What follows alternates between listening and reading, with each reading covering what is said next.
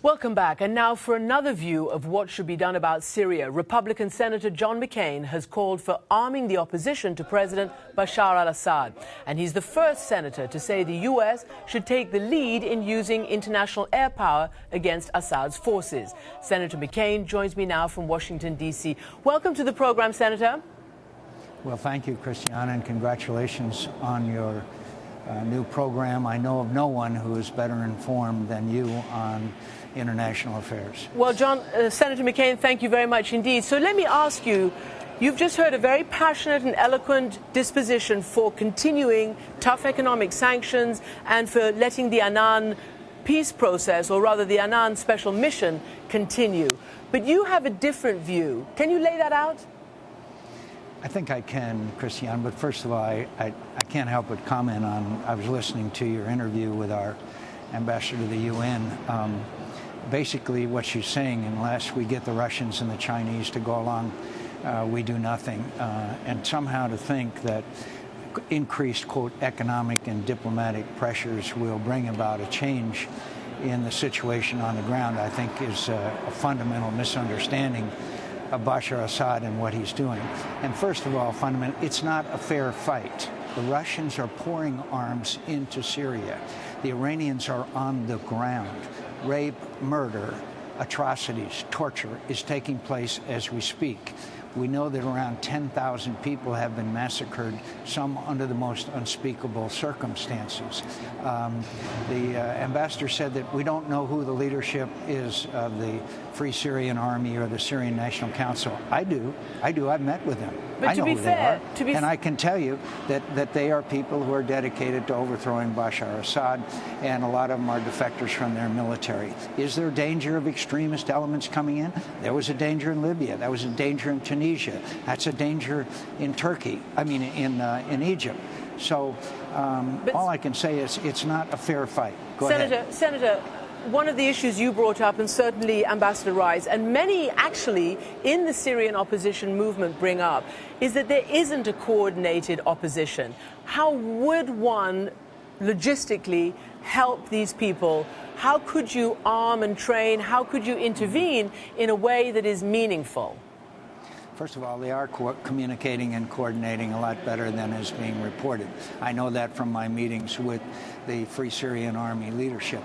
But they can do more in that respect. One of them is a sanctuary where they will be able to organize, to treat their wounded, to communicate, and to establish a position where they can defend themselves. And again, they need weapons. They are not getting weapons. Radio equipment and communications equipment and non-lethal aid doesn't do very good against tanks and artillery. And people are being slaughtered as we speak.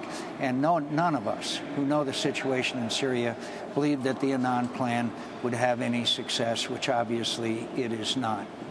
So you have spoken very consistently about this now.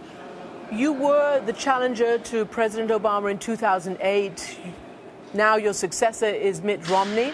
Do you believe that if there was to be a Mitt Romney administration, that the United States would bypass a UN resolution if necessary and actually take the fight to Syria in terms of leading an air force, leading NATO air support, or any kind of other international air support?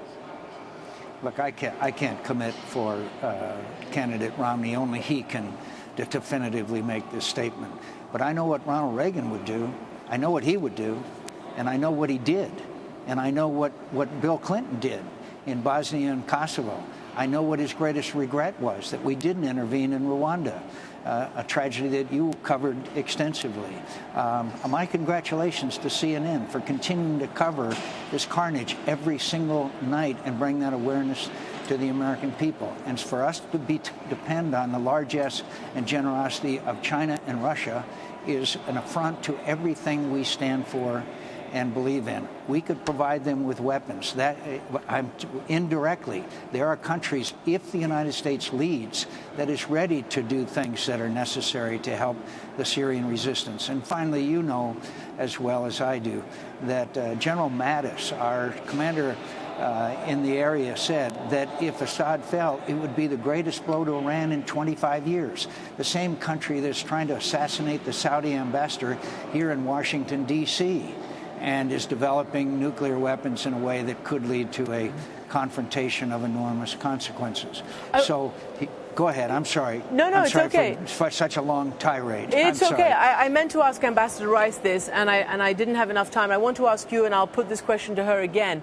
The idea of leading from behind, the idea of the United States being a support with other international partners, as it was in Libya, seems somehow to have been sort of a little bit disparaged by a recent confidential NATO report that says that actually without U.S. leadership, these missions are not as effective as they could be, particularly even in Libya. Can the U.S. take the role of being the supporter, or does it always have to lead in these issues? I think there's different kinds of leadership. For example, in Libya, yes, we provided refueling and a lot of other capabilities that, frankly, our NATO allies just simply don't have because of their cutbacks in defense spending over the years. But the fact that we didn't use the full weight of our air power did extend the conflict for months, which meant the needless deaths, in my view, of countless number of Libyans, young people who were fighting. But having set that aside, the United States can lead in the way that we are multinational. In other words, the Saudis, the Turks, Gulf states are crying out for American leadership, not that we act unilaterally, but we act together in a way that's most effective so that we can show American leadership and participation, but not unilateral American leadership. Do you see my point? Indeed. Senator McCain, we'll keep watching this as it unfolds. Thank you for joining us. Could I just make one other comment? I went to refugee camps. I heard the stories, the murder, the torture, the rapes. I wish that every American could have a chance to be moved as I was, and I'm a pretty tough guy. This has got to be brought to a stop. We can do that, and everybody will give you reasons why we can't. I know America can, with other nations. Thank you again. Thank you. And coming up, in Syria, the opposition stronghold of Homs continues to be a target of the Assad regime, despite a ceasefire. But amid the shelling and the destruction, there's a sound of hope. You'll hear it for yourself when we come back.